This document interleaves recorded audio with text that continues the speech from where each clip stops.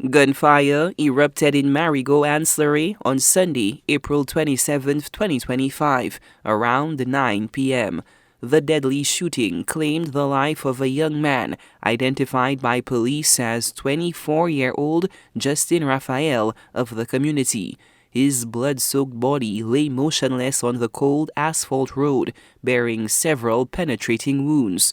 Grieving family members lamented the tragic and violent end to the young man's life, describing Justin as someone who never troubled anyone and was solely focused on bettering his future.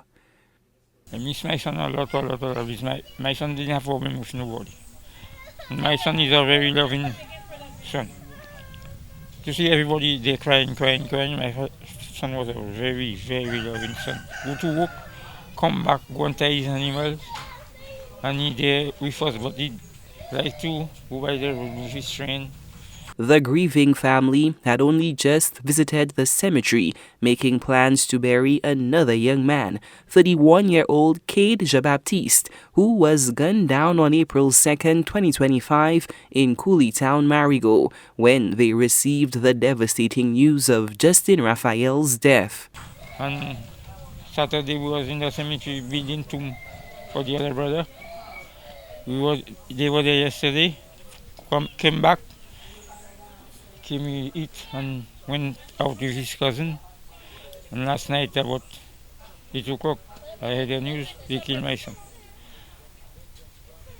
That really hit me, that really put me down. My son just started his life and he just lose it like that. So he wasn't problem with anybody.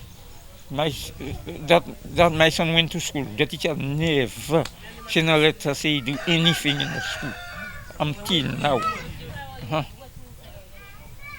I didn't have a problem with nobody. And they just take my son life like that.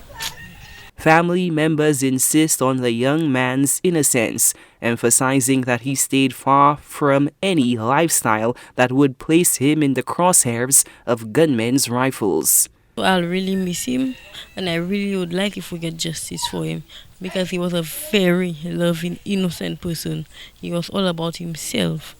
He didn't deserve to die that way. Former parliamentary rep for ancillary canneries lamented the tragic circumstances, describing them as a double blow for the already grieving family. He pointed to emboldened criminals and a failing justice system as glaring weaknesses within the island's criminal justice framework. The funeral of the first son who was shot, that another son was shot. And this really is a travesty.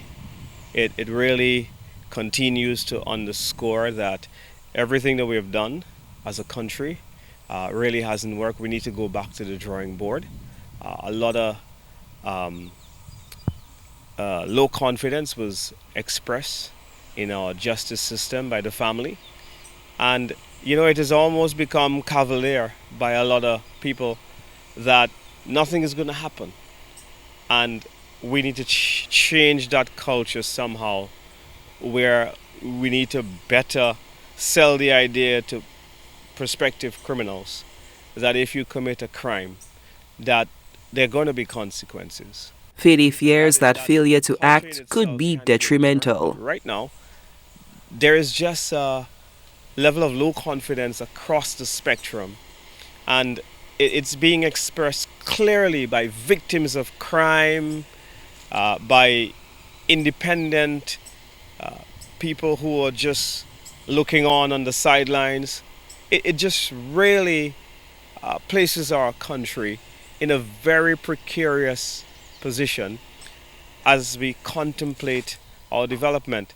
But really sad, we came in the middle of the grieving of the family who, no words can really be adequate for the pain and the agony that they feel and the void that these two unfortunate losses would have made. The death of Justin Raphael has raised the homicide toll in St. Lucia to 19 thus far in 2025. Anyone with information regarding this incident is asked to contact the Marigot police station at 456 3895. Alternatively, anonymous tips can be provided by dialing 555, the crime hotline, or by utilizing the RSLPF crime hotline application, which is available in the Google Play Store. Solasha Alfred, HTS News Force.